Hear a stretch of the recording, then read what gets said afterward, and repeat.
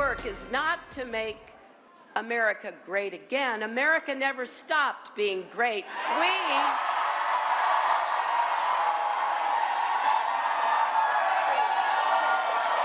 have to make America whole. We have to fill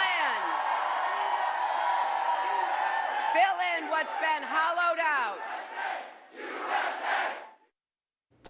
That, of course, Hillary Clinton last night using her victory speech in Miami to focus on Donald Trump and not her primary opponent, Bernie Sanders. Why? Well, because after Super Tuesday, Clinton has a commanding position in the nomination fight. She won 7 states, American Samoa last night. She's now got 11 victories to this point compared to 5 for Bernie Sanders, and she's won a lot of the big states here. The gap even larger when you look at convention delegates. Clinton is now almost halfway to the delegate magic total she needs to secure the nomination. Sanders would pretty much have to win about 60% of all remaining delegates to get there, which may explain headlines like these, that the Clinton campaign is now looking past Sanders and culling a strategy to defeat Donald Trump.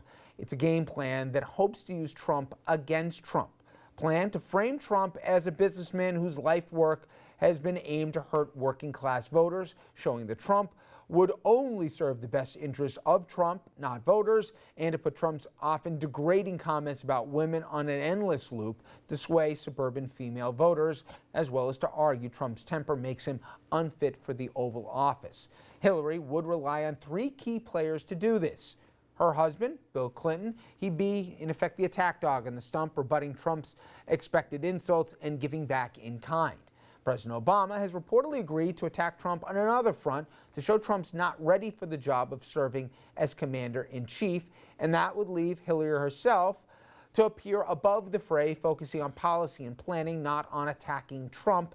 The real mud wrestling against the Donald would come from the super PACs, who reportedly have stockpiles of ads at the ready, like this one, from a Republican-based anti-Trump super PAC started by a former Romney advisor.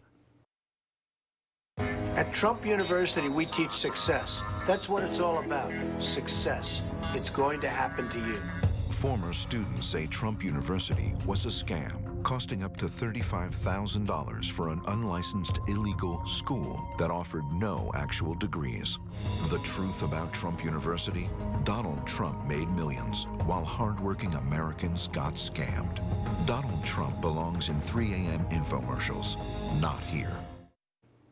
And that's just the beginning. All right, Dominic, so Andrew and I, we saw the same sound bites last night from Hillary. She talked about making America whole, that we need more love and compassion in the country. Couldn't be more 180 degrees from the Trump. Tearing down walls instead of building walls. Yes, and having bridges to success and all the rest.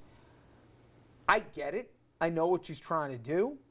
But to me, this electorate in this window of time, I'm not sure that's what they want to hear. I think people like a good fight. I think that's part of Rubio's problem. He waited too long to fight back. Is Hillary better served being above the fray, as we've just heard, or does she need to get a little dirty with Trump because give the people what they want?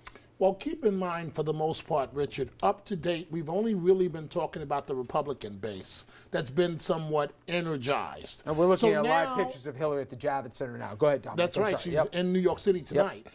But now it's a different ball game. And there's good news for Hillary Clinton and there's bad news for Hillary Clinton. The good news is as simple as this. She has an advantage going in that Obama had in 2008. And that is, you're already starting to see the media turn on Donald Trump.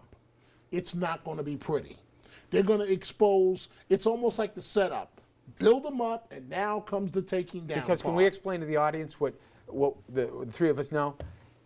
The reporter, whether it's going to be Croft or Pelley on 60 Minutes or whatever else, the reporter that can have the Katie Curry moment with Sarah Palin, that can have that moment when you undress him in the public eye that he's not ready for prime time, will make a career and define a career. And every reporter wants that. You know you're not going to get that with her, but but you got a good chance if you can get him sitting down that you'll get it with him. And he may lose his cool on the stump. But you're right. Every political reporter in the country, myself included, I'm sure Andrew, we would all love that 30 seconds to expose Trump's slip and get him to actually slip, and say something real bad. Mr. Trump, what newspapers do you read every day? Mr. Trump, why do you have such a bad temper? The Trump bad press. news, Yeah, right? But the bad news, though, Bill Clinton is going to be neutralized. The moment he gets out there and goes on the attack, Trump is going to go, let's talk about you, the women, the alleged rape, the who's who in Arkansas of all your affairs in the state. So it's going to be good news and bad news for Hillary.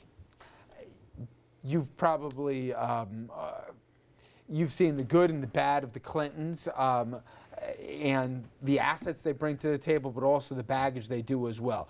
You buy Dominic in that we all know how important Clinton was for Obama in Charlotte. I was there that night when he helped him really rally the base and the flag here to get behind Obama when it was looking a little tough 3 years ago. That said, this time around, the strategy you hear for them, is it right for the political audience in 2016? No. I actually happened to be on the Judiciary Committee during the Clinton impeachment, so I know a few extra things, and did serve with Secretary Clinton when she was Secretary of State. My subcommittee funded the State Department as well as some other things, the military, et cetera. Secretary Clinton has 3 things she's got to do. Number 1, she's got to hold on to her base and make sure she does nothing to lose them as she goes on into the general election Got to treat and the Sanders convention. carefully, right? That was it. Yeah. You read my mind. Number 2, she's got to bring along the Sanders supporters to come into the tent and join the Hillary supporters. And then number 3, she's got to then, once she has those 2 big elements, try to get some independent and moderate Republicans to make a hard choice. They may very well not like Hillary Clinton, but if she poses the question, sort of as she tried to do with Obama, whose finger do you want on the nuclear button? Former Senator Hillary Clinton, former Secretary of State Hillary Clinton, or Donald J. Trump? Who do you want for that 3 a.m. phone call? Well, not just the phone call, Yeah. but to have their finger near the nuclear button. As you said, Republicans as well as Democrats are not certain which Donald Trump is which, and who he is and what he will do, for better or worse.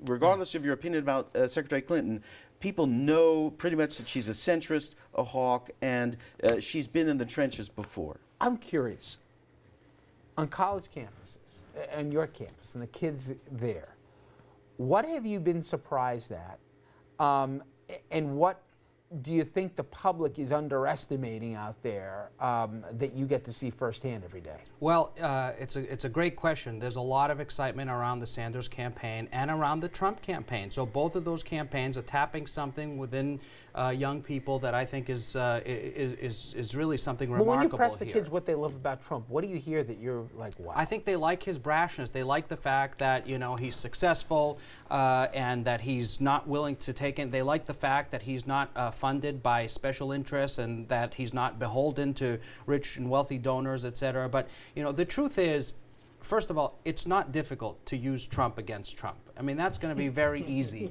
for Clinton or anybody else to do. The other thing in terms of Senator Clinton is by staying above the fray, she's actually coming across as much more presidential than Donald Trump. And you saw a shift in the way Trump was presenting himself, even in the speech he gave after Super Tuesday results last night, where I think he's making more of an effort to come across more reasonable, more tempered, more presidential, if you will. Wait till the next rally, you know? though. You know, but as far as the Sanders supporters, what was interesting about the exit polls last night is that when you asked Democrats who voted whether they'd be okay with the other candidate, they said, you know, yeah, Sanders supporters said, sure, we'll be okay with Clinton, and vice versa. So I think she'll be able to bring them along quite easily. When we come back, as Trump rises up, you saw the guy in the picture with him, Chris Christie, he's getting dragged down. His own state even revolting against him. It wasn't just me getting mad at him last night. Wait till you see what some of the dailies in the Garden State have to say.